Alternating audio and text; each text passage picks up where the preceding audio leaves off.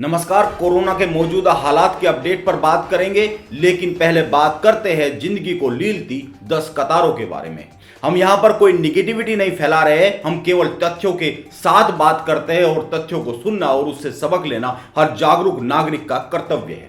जिंदगी को लीलती ये 10 कतारें हमने नहीं चुनी है, यह एक सच्चाई है और यह भी सच्चाई है कि हर एक कतार के साथ नाकामी की एक लाइन खिंची हुई है जो सरकार से शुरू होती है और वहीं पर खत्म होती है। आप एक के बाद एक सुनते जाइए। पहला नंबर है नोटबंदी की कतार का, दूसरे नंबर पर पिछले साल लॉकडाउन के बाद घर लौटने के लिए लोगों की लगी कतार, तीसरे नंबर पर रोजगार के लिए कतार, चौथे नंबर पर टेस्टिंग के लिए कतार, पांचवें नंबर पर हॉस्पिटल में भर्ती होने के लिए कतार, नंबर 6 पर वेंटिलेटर के लिए कतार, नंबर 7 पर ऑक्सीजन के लिए कतार, नंबर 8 दवाओं के लिए कतार, नंबर 9 वैक्सीन लगवाने के लिए कतार, नंबर 10 शमशान में भी कतारें लग गई है।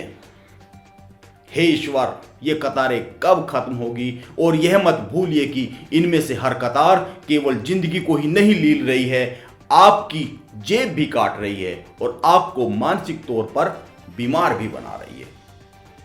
अखबार द टेलीग्राफ और इंडियन एक्सप्रेस ने एक खबर छापी है। इस खबर के अनुसार उत्तर प्रदेश के मुख्यमंत्री ने अपने अधिकारियों से कहा है कि उन अस्पतालों के खिलाफ कड़ी कार्रवाई हो जो ऑक्सीजन की कमी के कारण मरीजों को अस्पताल से डिस्चार्ज कर रहे हैं और इस बारे में मीडिया को जानकारी दे रहे हैं। बाकी तो ठीक है, लेकिन मीडिया को किसी भी क्राइसिस के बारे में जानकारी देना क्या कोई अपराध हो सकता है? हालांकि इसी तरह की एक रिपोर्ट बीबीसी ने भी छापी है। बीबीसी की रिपोर्ट में लखनऊ के एक पत्रकार के हवाले से कहा गया है कि योगी के चारों ओर अफसरों ने एक कवच सा बना लिया है जिसके कारण उन तक जमीनी हकीकत नहीं पहुंच रही है। जमीनी हकीकत सामने लाने का बड़ा काम मीडिया करता है और मीडिया पर ही अंकुश।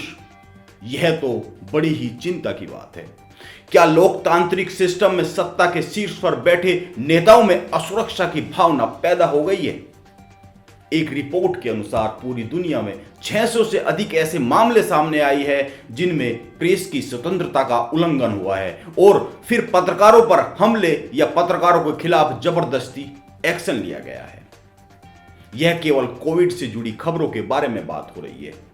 अगर इस समय काल में भारत की बात करें तो भारत में 84 मामले सामने आए हैं। विभिन्न कानूनों के तहत 56 पत्रकारों को गिरफ्तार किया गया है या उनके खिलाफ पुलिस ने एफआईआर दर्ज की है। 23 पत्रकारों पर हमला हुआ है। यह तो वह मामले हैं जो सामने आ जा रहे हैं। ऐसे भी बहुत से मामले होंगे जो सामने नहीं आए हैं या सामने आते ही नहीं है। यह बड़ी चिंता की बात है। सरकारें या तो भयभीत कर रही है या फिर खुद भयभीत हो रही है। दोनों ही स्थिति एक अच्छे समाज के लिए कतई ठीक नहीं हो सकती है।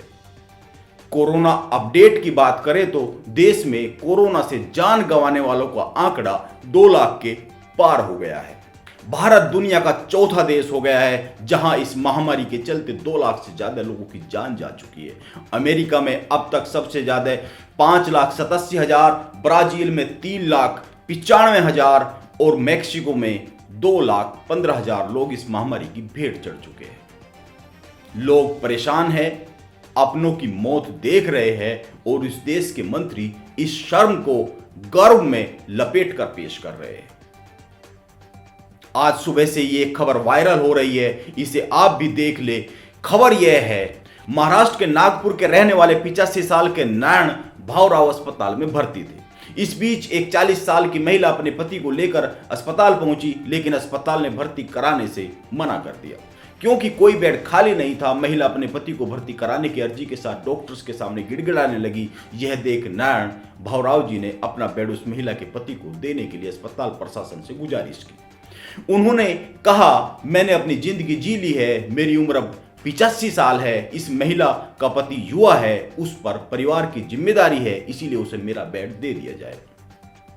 अस्पताल प्रशासन ने नारायण भावराव जी से कागज पर लिखवाया कि वह स्वेच्छा से अपना बेड खाली कर रहे हैं। इसके बाद नारायण भावराव जी घर लौट गए और 3 दिन बाद उनकी मौत हो गई। हम यह खबर यहां पर दिखा रहे हैं। इस खबर को बीजेपी के कई मंत्री और मुख्यमंत्री सुबह से ट्वीट कर रहे हैं और इसे प्रेरणादायक घटना बता रहे हैं। शर्म नहीं आती सत्ता में बैठे इन लोगों को। एक 85 साल का बुजुर्ग मजबूरी में अपने प्राण त्याग रहा है और ये लोग शासकीय शर्म को गर्व बता रहे हैं। इस बारे में तो यही कहा जा सकता है कि यह बेशर्मी है या फिर मानसिक दिवालियापन की इंतहा हो गई है। लोकतंत्र में चुने गए सेवकों ने राजा बनकर एक ऐसा समाज बना डाला है जहां अंतिम यात्रा के लिए 4 कंधों तक का इंतजाम नहीं हो पा रहा है। यहां पत्नी की लाश साइकिल पर ले जानी पड़ रही है और मदद के लिए एक हाथ तक सामने नहीं आता है। जहां शासकीय शर्म को गर्व की तरह पेश किया जा रहा है और ये जो नाकामियों को गर्व का लेप लगाकर बदन पर लिपटाए घूम रहे हैं, उन्हें कह देना चाहता हूं, ये मत कह देना हमारे यशस्वी राजा का इसमें क्या दोष है, क्योंकि इस मुल्क में जीने के लिए आपकी ही आने वाली संतानें तड़पेंगी, क्योंकि वह तो कमंडल उठाकर चलने की तैयारी कर चुके हैं। नमस्कार।